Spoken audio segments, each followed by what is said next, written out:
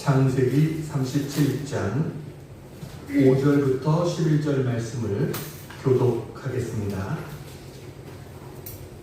요셉이 꿈을 꾸고 자기 형들에게 말하매 그들이 그를 더욱 미워하였더라. 요셉이 그들에게 이르되 성하건대 내가 꾼 꿈을 들으시오. 우리가 밭에서 곡식단을 묶더니 네 단은 일어서고 당신들의 단은 네 단을 둘러서서 절하더이다. 그의 형들이 그에게 이르되 내가 참으로 우리의 왕이 되겠느냐, 참으로 우리를 다스리게 되겠느냐 하고 그의 꿈과 그의 말로 말미암아 그를 더욱 미워하더니 요셉이 다시 꿈을 꾸고 그의 형들에게 말하여 이르되 내가 또 꿈을 꾼즉 해와 달과 11별이 내게 절하더이다 하니라. 그가 그의 꿈을 아버지와 형들에게 말하매 아버지가 그를 꾸짖고 그에게 이르되 내가 꾼 꿈이 무엇이냐, 나와 내 어머니와 내 형들이 참으로 가서 땅에 엎드려 내게 절하겠느냐. 다같이 그의 형들은 시기하되 그의 아버지는 그 말을 간주에 두었더라. 아멘. 할렐루야. 아멘. 지금 프랑스에서 1924년 파리 올림픽에 이어서 100년 만에 다시 올림픽이 열렸습니다. 올림픽과 월드컵은 가장 큰 국제 행사라고 할 수 있죠. 하계 올림픽, 동계 올림픽, 그리고 월드컵 이 세 가지를 다 치른 나라는 세계에서 7국가밖에 안 됩니다. 그러니까 미국, 독일, 일본, 러시아, 이태리, 프랑스, 그리고 한국뿐입니다. 여기에다가 세계 육상대회까지 치른 나라는 더 줄어듭니다. 그래서 우리나라는 이 모든 것을 다 치른 나라가 우리나라입니다. 그러니까 우리가 자부심을 좀 가져도 좋을 것이다 라는 생각을 합니다. 지난 2002년 우리나라에서 월드컵 경기가 열렸죠. 이 월드컵 경기에서 우리는 소중한 경험 하나를 얻었습니다. 그것은 바로 꿈이었습니다. 그동안 한 번도 월드컵에서 1승조차도 거둔 적이 없었던 우리나라가 16강에 도전을 하는 겁니다. 근데 한 경기 한 경기 치를 때마다 그 꿈이 우리에게 현실로 점점 다가왔어요. 사진을 보여드릴게요. 뭐라고요? 꿈은 이루어진다. 저 꿈은 이루어진다. 그대로 우리가 정말 4강까지 올라갔던 꿈 같은 그러한 일이 이루어졌던 것을 우리가 경험하고 있죠. 꿈은 이루어진다. 여러분, 꿈에는 파워가 있습니다. 역사를 창조하는 능력이 꿈에 있습니다. 그래서 하나님이 우리에게 주신 최고의 선물 중에 하나가 꿈입니다. 여러분, 꿈 같은 소리를 하는 사람이 꿈 같은 일을 이룬다, 이런 말이 있어요. 꿈이 없는 사람은 성공할 수 없습니다. 꿈이 없는 민족, 꿈이 없는 사회, 꿈이 없는 개인, 꿈이 없는 교회, 이것은 도태될 수밖에 없습니다. 우리 그리스도인들은 꿈이 있는 자들이 되어야 될 줄로 믿습니다. 성경에서 꿈의 사람 하면 누구예요? 요셉입니다. 그는 하나님 중 꿈을 꾸었고 그 꿈을 이루어갔던 사람이 요셉입니다. 요셉이라는 사람, 꿈의 사람. 우리도 요셉처럼 꿈을 이루는 삶을 살아야 되겠다. 그래서 오늘 설교의 제목이 꿈을 이루는 삶. 이게 오늘 설교의 제목입니다. 꿈을 이루기 위해서는 우리가 어떻게 해야 될 것인가? 세 가지를 여러분에게 말씀을 드리겠습니다. 자, 첫 번째 같이 한번 읽습니다. 시작. 하나님이 주신 꿈을 꾸어야 합니다. 요셉이 17살 때 평생에 잊을 수 없는 꿈을 꾸게 됩니다. 요셉이 꾼 꿈은 어떤 꿈이냐면 첫 번째 꿈은 자기가 묶은 곡식단이 있는데 그 단에다가 형들이 묶은 곡식단이 절을 하는 겁니다. 이게 첫 번째 꿈이었습니다. 두 번째 꿈을 또 꿨는데 요셉이 이렇게 서 있는데 하늘의 해와 달과 11별이 요셉에게 절을 하는 겁니다.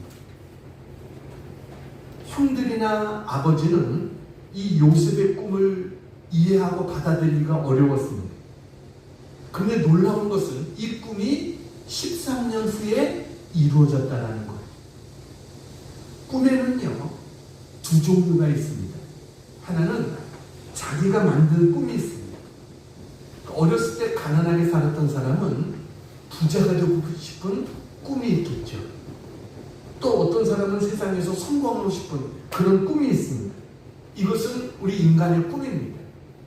그런데 요셉이 꾼 꿈은 자기가 만든 꿈이 아니었어요. 하나님이 주신 꿈이었습니다. 그러니까 나로부터 온 꿈과 하나님으로부터 온 꿈은 큰 차이가 있다는 거예요. 하나님으로부터 온 꿈은 보통 일반적으로 사람들이 잘 이해하지 못합니다. 왜냐하면 하나님께서 그에게 미래에 대한 암시로 준 거거든요. 그러니까 꿈의 본질을 이해하지 못하는 사람들은 오히려 미워하고 분노하고 시기하고 공격합니다. 이게 하나님 주신 꿈의 특징입니다. 근데 하나님께서 우리를 축복하실 때 하나님은 우리에게 먼저 꿈을 주십니다. 여러분, 하나님께서 이스라엘 백성들을 인도할 때 내가 너희들을 젖과 꿀이 흐르는 땅으로 인도하겠다라고 하셨어요. 그냥 그들에게 내가 너희를 가나안 땅으로 인도하겠다, 이게 아니라 젖과 꿀이 흐르는 땅이다. 이것은 뭐예요? 그 꿈을 꾸게 하신 거예요. 이게 하나님 하신 역사입니다. 이 꿈을 가진 사람은 그곳에 들어갔습니다. 그런데 이 꿈을 갖지 못한 사람들이 있어요. 10명의 정탐꾼과 이스라엘 백성들은 그 꿈을 갖지 못했습니다. 그래서 결국은 꿈을 잃어버리니까 가나안 땅에 들어가지 못했습니다. 근데 여호수아와 갈렙은 달랐죠. 여호수아와 갈렙은 하나님이 우리와 함께 하시면 우리를 그리로 인도해 드리리라, 이 믿음이 있었습니다. 그래서 그 꿈을 가지고 있었던 그들은 가나안 땅에 들어가게 됩니다. 하나님께서 아브라함을 부르실 때 내가 너를 복의 근원이 되게 하겠다라고 말씀하셨어요. 그러면서 하나님께서는 아브라함의 이름을 바꿔주십니다. 아브람을 아브라함으로. 아브라함이라는 이름의 뜻은 열국의 아비라는 뜻입니다. 사레라는 부인의 이름을 사라로 바꿔주세요. 사라는 열국의 어미라는 뜻이에요.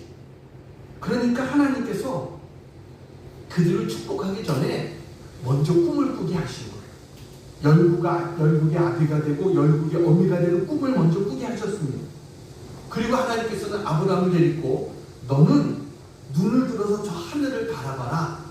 내가 네 자손을 저 하늘의 별과 같이 많게 해줄 거야. 이렇게 말씀하십니다. 그러니까 언제나 별을 바라볼 때마다 꿈을 꾸게 하시는 거예요. 여러분, 우리 하나님 주는 꿈을 꿀 수 있는 우리 모두가 되어야 될 줄로 믿습니다. 요셉이라는 사람에게 꿈을 주셨어요. 형의 벳단들이 자기에게 절하는 꿈, 해와 달과 11별이 자기에게 절하는 꿈. 근데 가만히 보면 그냥 한 번만 주셔도 되잖아요. 근데 2번이나 꿈을 꾸게 하셨어요. 이거는 뭐예요? 꿈이 어떻게 보면 더 커집니다. 그리고 더 구체적이 되어집니다. 하나님, 우리가 꿈을 꿀 때 더 크게, 더 구체적인 꿈을 꿀 수 있도록 하나님은 역사하셨다는 거죠. 여러분, 우리도 하나님이 주시는 꿈을 꿀 수 있어야 됩니다. 그런데 하나님이 주시는 꿈을 꾸기 위해서는 어떻게 해야 되느냐? 꿈의 재료가 있어야 돼요. 꿈의 재료가 뭐냐? 그게 하나님 말씀입니다. 하나님 말씀은 우리에게 꿈을 심어주는 꿈의 재료가 되는 겁니다. 그래서 우리가 말씀을 듣고 말씀을 보고 이러다 보면 우리에게 하나님이 주는 꿈이 생기게 돼요. 왜냐하면 성령님은 우리에게 꿈을 주시는 분입니다. 그래서 성경에 보니까 요엘서 2장 28절 같이 한번 읽어볼까요? 시작.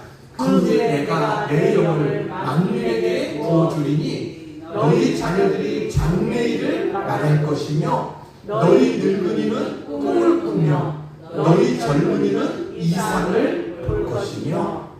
성령님은 우리에게 뭐라고요? 꿈을 주시는 분이에요. 나이가 먹은 자들에게도 꿈을 꾸게 하십니다. 젊은이들에게도 이상을 보게 하십니다. 이게 성령님의 역사입니다. 그래서 여러분, 성령님은 우리에게 꿈을 꾸게 하시는 분이다. 우리는 무엇을 가지고 꿈을 꿔요? 하나님 말씀을 가지고. 우리는 하나님 주시는 꿈을 꿀 수 있는 그런 우리가 되어야 됩니다. 반대로 사탄은 꿈을 빼앗아가는 자입니다. 그래서 꿈이 없으면 어떻게 돼요? 망하게 되는 거예요. 꿈이 없는 백성은 망한다고 그랬어요. 꿈이 없는 백성은 방자에 행한다고 그랬어요. 이게 성경의 말씀입니다. 사탄은 우리의 꿈을 빼앗아가요. 지옥이 어떤 곳입니까? 단테에 보면 지옥 문 앞에 이렇게 쓰여있다는 거예요. 이곳에 들어가는 자는 모든 꿈을 버릴지어다. 지옥은 꿈이 없는 곳이 지옥입니다. 하나님 우리에게 꿈을 주신 하나님이신 것을 믿으시기 바랍니다. 삼중고에 시달렸던 헬렌 켈러, 보지도 못하고 듣지도 못하고 말하지도 못하고. 여러분, 제가 중학교 때 이분 책을 읽고 많은 감동을 받았습니다. 이분은요, 정말 정상적인 사람도 하기 힘든 놀라운 일들을 이분이 다 이뤘습니다. 어느 날 신문기자가 그에게 물었습니다.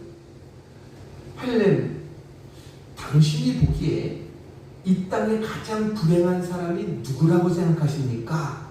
이런 질문했어요. 그러니까 아마 이 몸의 지체에 장애가 있거나 정신적인 문제가 있거나 이런 자들이 가장 불쌍한 자다라는 대답을 듣기를 생각했겠죠. 그런데 헬렌이 밝게 웃으면서 자기에게 질문을 한 그 사람에게 누가 질문했나요? 이리로 나와보세요. 그러더니 그의 손을 잡고 정말 알고 싶으냐고, 그러면서 밝은 표정으로 이렇게 이야기를 했어요. 내가 알기로는 시력은 있어도 꿈이 없는 사람이 가장 불행한 사람입니다. 이렇게 대답했어요. 사진을 보여주세요. 네. 기사에도 그렇게 났죠. 사람들은 맹인으로 태어난 것보다 더 불행한 것이 뭐냐고 물어온다. 그럴 때마다 나는 뭐라고요? 시력은 있으나 비전이 없는 것이라고 대답한다. 꿈이 없는 사람이 가장 불쌍한 사람이다 라는 겁니다. 여러분이 가지고 있는 꿈은 뭡니까?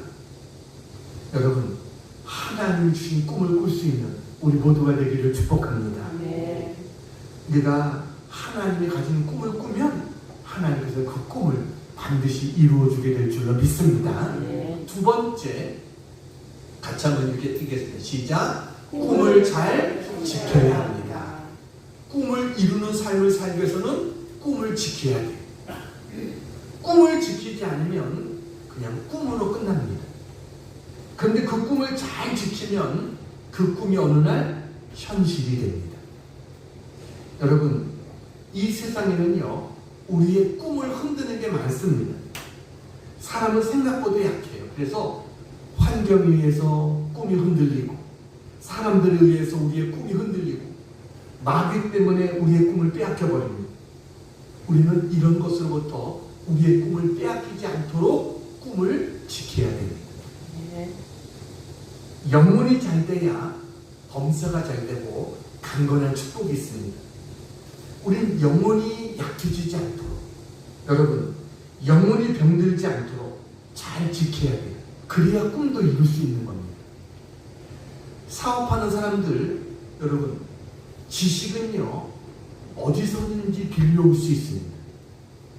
근데 문제는 내가 빌려올 수 없는 게 있어요. 그게 뭘까요? 건강입니다. 다른 것은 다 우리가 빌려서 도움을 받을 수 있어요. 근데 건강은 안 되는 거예요. 건강은 누가 지켜야 돼요? 자기가 지켜야 되는 거예요. 여러분, 건강하기 위해서 그냥 건강이 옵니까? 대가를 지불해야죠. 저절로 건강해지는 것이 아닙니다. 내가 건강해져야지 마음 먹는다고 건강해지지 않습니다. 육신의 건강을 위해서도 대가를 지불해야 돼요. 우리가 조금 적게 먹고, 또 좀 운동하고, 우리가 노력해야 건강이 지켜지는 거예요. 근데 그런 노력도 안 하고 그냥 생각만 내가 건강해야지 한다고 되는 게 아니죠. 마음도 마찬가지입니다. 여러분, 마음을 지키는 게 쉬운 게 아닙니다. 지금 현대는요, 스트레스가 많습니다. 우울증도 많습니다. 이런 것 때문에 쓰러지는 사람들이 많습니다. 그래서 성경은 뭐라고 말합니까? 잠언 4장 23절 같이 한번 읽어볼까요? 시작. 모든 지킬 만한 것 중에 더욱 내 마음을 지키라. 생명의 근원이 이에서 남이니라. 우리 마음도 지켜야 됩니다. 그러나 더 중요한 것이 있어요. 우리가 지켜야 될 더 중요한 것, 그것은 바로 우리의 영혼입니다. 우리의 영혼을 잘못 지키면 모든 것이 무너지는 겁니다. 그러니까 여러분, 어떻게 영혼을 지킬 수 있어요? 우리가 예배를 드리고 말씀에 순종하고 이런 것들이 우리가 영혼을 지켜나가는 거예요. 그래서 하나님께서 쉬지 말고 기도하라 우리가 말씀합니다. 기도해야 됩니다. 하나님 말씀을 주야로 묵상하고 그 가운데 기록된 것을 지켜야 된다. 성경은 우리에게 말하고 있어요. 왜요? 우리 영혼을 지키기 위해서. 그러니까 여러분, 내 영혼을 지키면 얻어지는 것들이 너무나 큽니다. 이것을 아는 사람들이 영혼을 지키기 위해서 노력하는 거예요. 디모데전서 4장 7절 8절에 보면, 디모데전서 4장 7절 8 같이 한번 읽어볼까요? 시작. 망령되고 허탄한 시간을 버리고 경건에 이르도록 내 자신을 연단하라. 육체의 연단은 약간의 유익이 있으나 경건은 범사에 유익하니 금생과 내생의 약속이 있느니라. 영혼을 잘 지키면 이 땅에서 축복으로 끝나는 게 아니라 하늘나라의 그 축복까지 이어지게 된다는 겁니다. 그래서 여러분, 우리는 꿈을 꾸는 것도 중요하지만 하나님 주 꿈을 잘 지킬 수 있는 그런 우리 모두가 되어지기를 축복합니다. 근데 하나님 주 꿈은요, 대부분 보면 그냥 이루어지지 않습니다. 하나님 주 꿈의 특징이 뭐냐면 고난을 통과해야 이루어져요. 그러니까 하나님 우리에게 그냥 축복을 주시는 게 아니라 고난이라고 하는 보자기에 축복을 싸서 주시는 거예요. 그래서 우리가 받을 때는 고난인데 나중에 열어보면 그게 축복인 거예요. 그래서 여러분, 이해가 되지 않아도 고난 가운데도 인내하고 우리가 믿음으로 순종하며 나가면 하나님께서 반드시 우리의 꿈을 이루어 주시는 은혜가 있게 될 줄로 믿습니다. 아멘. 요셉은 야곱의 11번째 아들이었습니다. 근데 10명의 형들이 다 이복 형들입니다. 근데 야곱이 요셉이 라헬에게서 사랑했던 라헬에게서 낳은 아들이라 그를 편애했어요. 그에게만 채색 옷을 입히고, 그러니까 형들이 요셉을 미워하죠. 그래서 나중에 야곱이 요셉에게 형들에게 심부름을 보냈더니 형들이 야, 저기 꿈꾸는 자가 온다. 그래서 그를 구덩이에 집어넣고 죽이려고 합니다. 그러다가 유다가 왜 동생을 죽일 필요가 뭐가 있냐, 또 르우벤도 말리고 이래가지고 결국 요셉을 이 미디안 그 장사꾼들에 팔아버립니다. 그래서 하루아침에 요셉은 종으로, 노예로 팔려가게 됩니다.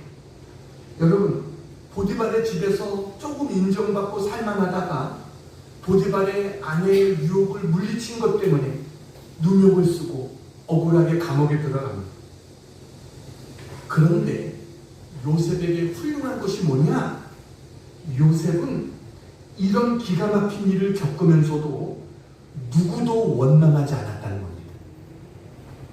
형들도 보디발의 아내도 원망하지 않았습니다. 더 나아가서 하나님, 내가 잘못한 일도 없는데 왜 나에게 이런 일을 주십니까? 하나님을 원망하지도 않았어요. 그는 언제나 정직했고 언제나 성실했습니다. 요셉은 하나님만 바라봤어요.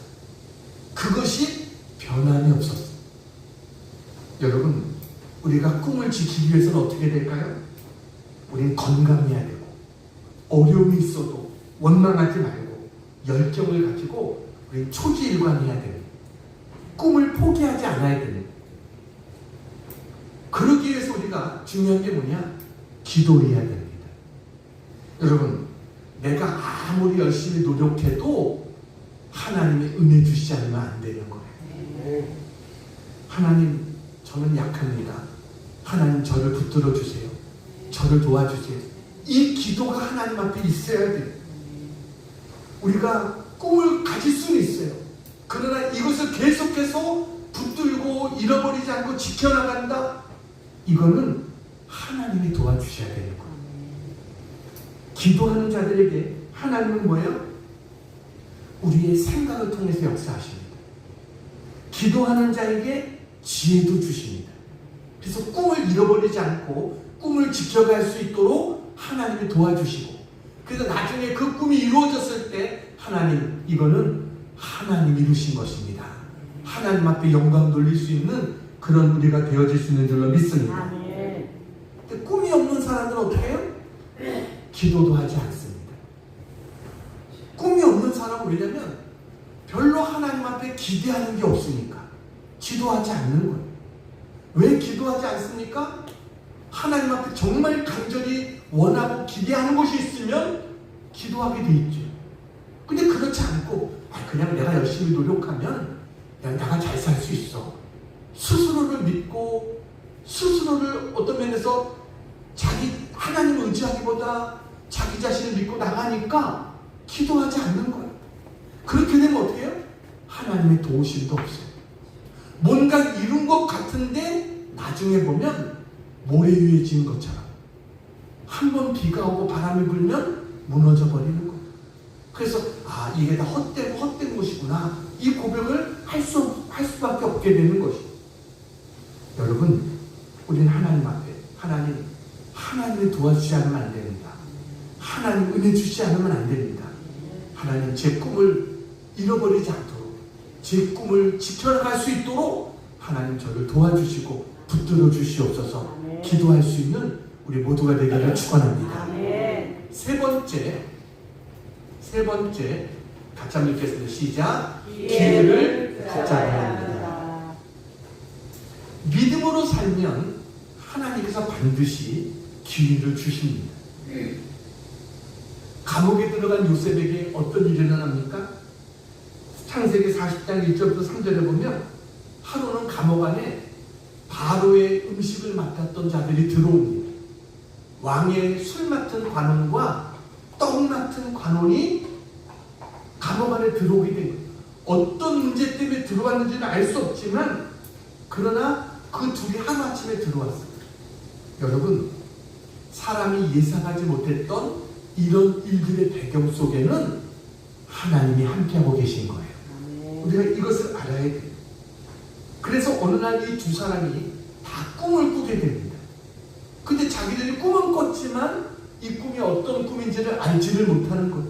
그래서 서로 고민하고 있어요. 근데 요셉은 어때요? 항상 감옥 안에서 감옥의 사무장을, 모든 책임을 맡았던 사무장이 요셉에게 감옥의 모든 재반 업무를 다 맡깁니다. 워낙 성실하니까. 그래서 요셉이 그 사람들을 이렇게 쭉 돌아보다가 뭔가 표정이 다른 거예요. 그래서 혹시 무슨 일이 있냐고 한번 얘기해보라고. 그러니까 그 사람들이 이제 이야기를 하게 됩니다. 뭐라고 얘기합니까? 술 맡은 관원장이 요셉에게 자신의 꿈을 이야기합니다. 창세기 40장 9절부터 11절 같이 한번 읽겠습니다. 시작. 술 맡은 관원장이 그의 꿈을 요셉에게 말하여 이르되 내가 꿈에 보니 내 앞에 포도나무가 있는데 그 나무에 세 가지가 있고 싹이 나서 꽃이 피고 포도송이가 익었고 내 손에 바로의 잔이 있기로 내가 포도를 따서 그 즙을 바로의 잔에 짜서 그 잔을 바로의 손에 드렸노라. 이런 꿈에 대한 이야기를 했어요. 그러자 하나님이 준 꿈은 하나님의 사람이 풀 수 있는 거죠. 그래서 요셉이 그 꿈에 대한 해석을 이야기해 줍니다. 12절 13절 계속해서 읽습니다. 시작. 요셉이 그에게 이르되 그 해석은 이러하니 세 가지는 사흘이라. 지금부터 사흘 안에 바로가 당신의 머리를 들고 당신의 전직을 회복시키리니 당신이 그 전에 술 맡은 자가 되었을 때 하던 것 같이 바로의 잔을 그의 손에 드리게 되리이다. 요셉은 꿈을 듣자마자 해석을 해줍니다. 술 맡은 자가 이전의 그 영광을 다시 되찾게 될 거다라는 거예요. 그러면서 요셉이 이 사람에게 부탁을 합니다. 그게 14절 15절입니다. 같이 한번 읽겠습니다. 14절 시작. 당신이 잘 되시거든 나를 생각하고 내게 은혜를 베풀어서 내 사정을 바로에게 아뢰어 이 집에서 나를 건져주소서. 나는 히브리 땅에서 끌려온 자여 여기서도 옥에 갇힐 일은 행하지 아니하였나이다. 처음으로 요셉이 자기의 억울한 일에 대해서 이야기를 합니다. 이 앞에는 그런 적이 없어요. 근데 이 순간 요셉은 이게 뭔가 하나님이 주시는 기회구나 이런 생각을 하는 거예요. 그래서 이 사람에게 자기의 모든 일을 왕 앞에서 좀 이야기를 해달라. 정말 당신이 꿈 해석한 대로 되어졌다고 한다면 왕 앞에 이 얘기를 좀 해달라. 이렇게 기회를 붙잡습니다. 근데 정말 정확히 사흘이 지나니까 요셉의 꿈을 해석한 대로 떡 맡은 관원장은 죽게 됩니다. 근데 술 맡은 관원장은 왕 앞에 복직하게 돼요. 그런데 성경에 보니까 재미난 것이 23절입니다. 23절 같이 한번 읽습니다. 시작. 술 맡은 관원장이 요셉을 기억하지 못하고 그를 잊었더라.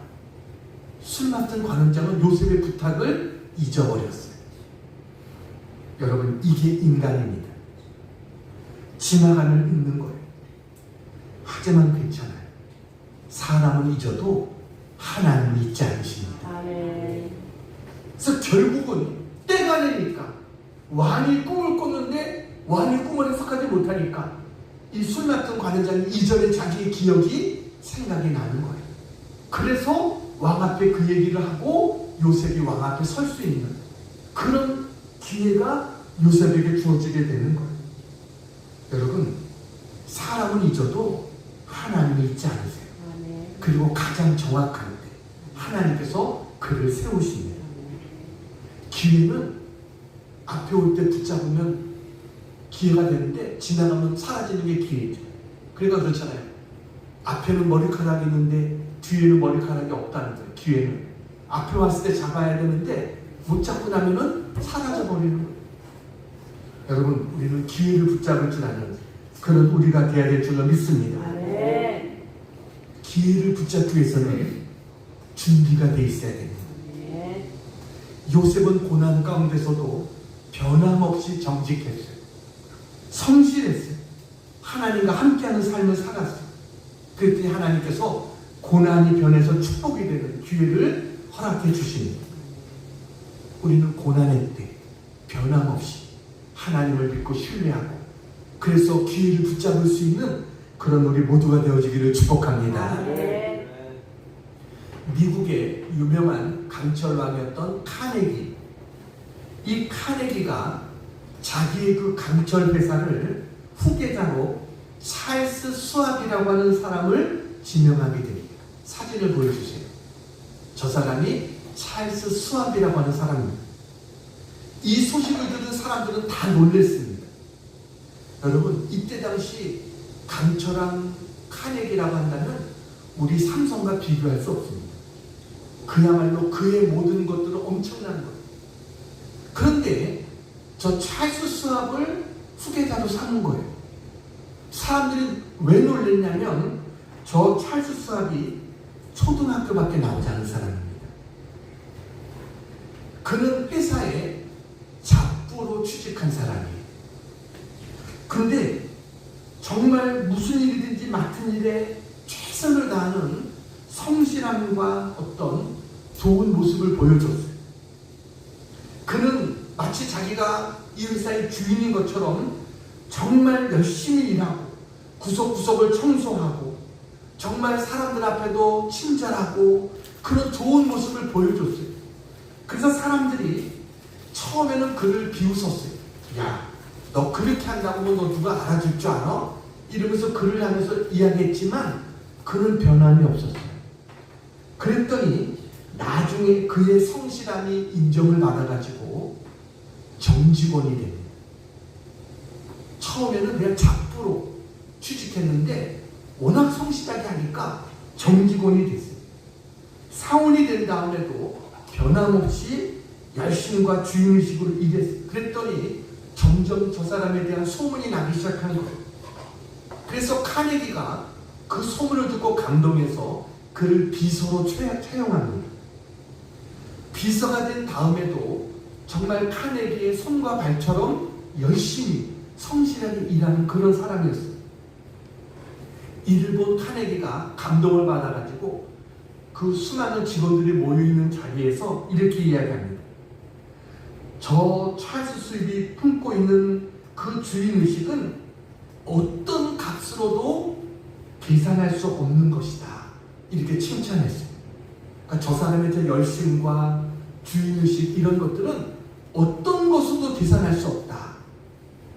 그리고 나서 이 카네기가 생각한 게 앞으로 이 회사를 잘 이끌 사람이 누군가? 저 사람처럼 주인의식을 가지고 변함없이 성실히 열심히 일하는 사람, 이 사람이 이 회사를 이끄는 게 옳다라고 생각하고 저 사람에게 회사의 책임자 자리를 맡기고 연봉으로 100만 달러를 주게 됐습니다. 별로 놀랍지도 않네요. 지금의 100만 달러가 아닙니다. 그때 당시에 100만 달러면 상상할 수 없을 정도의 큰 액수의 돈을 준 거예요. 그때 저 사람의 나이가 38이었습니다. 38 먹은 찰스 수압을 그 자기 모든 것의 책임자로 맡기고 100만 달러를 주고 그에게 일을 시킨 거예요. 이 찰스 수압은 탁월한 리더십으로 회사를 잘 이끌어가는 리더가 됐어요. 정말 우리나라는 상상도 할 수 없죠. 어떻게 그런 곳으로 들어온 사람을 초등학교밖에 나오지 못한 사람에게 그런 큰 일을 맡길 수가 있겠어요. 역시 보는 눈이 있었던 거예요. 그리고 그 사람은요, 아주 뛰어난 리더십을 보여줬어요. 그의 가장 중요한 리더십 중에 하나가 직원들과 아주 원활한 소통을 잘했다는 거예요. 근데 그렇게 했던 이유가 뭐냐면 그는 사람들에게 자기가 단순히 나는 상사니까 이게 아니라 동료 의식을 가지고 일할 수 있도록 그렇게 했대요. 그래서 사람에게 일을 시킬 때도 카터 씨, 이 일은 이렇게 하세요. 이렇게 하지 않고 뭐라고 말하냐면 카터 씨, 이렇게 하면 어떨까요? 이런 식으로 한 거예요. 그러니까 사람들의 마음을 얻게 된 거예요. 그리고 큰 그 회사를 잘 리더할 수 있는 리더자까지도 되었다. 여러분, 준비된 자에게는 언제나 기회가 찾아오는 것을 믿으시기 바랍니다. 네. 나는 그릇이 준비도 안 됐는데 하나님 주시옵소서. 이건 잘못된 거예요. 내 그릇이 준비되면 하나님 언제든지 채워주세요. 내 그릇이 먼저 깨끗하고 내 그릇이 먼저 큰 그릇이 될 수 있도록 하나님 내 그릇을 먼저 키울 수 있게 도와주세요. 이런 우리가 되어야 될 줄로 믿습니다. 하나님 우리에게 꿈을 주셨다면 우리는 여러분 있는 곳에서 성실하게 최선을 다해서 우리는 나아갈 수 있는 자가 되어야 돼요. 주인의식을 가지고 성실히. 요셉은 보디발의 집에서도 인정받았어요. 보디발이 내 모든 것을 내가 다 맡아서 해라. 감옥 안에 들어갔는데도 간수장이 모든 것을 내가 재반 업무를 내가 다 맡아서 하라. 이렇게 했던 사람이 요셉. 그랬더니 하나님께서 어떻게 하셨어요? 애굽의 모든 일을 그에게 맡기십니다. 그 요셉이 꿈을 해석하는 것을 보고 애굽 왕 바로가 이 일을 맡아서 할 사람은 너밖에 없다. 그래서 요셉이 그것을 잘 감당해서 가족도 살리고 여러분 정말 자기 주위에 있는 모든 사람들이 살아갈 수 있도록 도움을 주는 그런 요셉이 되게 하셨죠. 기회는 가만히 있는 자에게 오는 것이 아닙니다.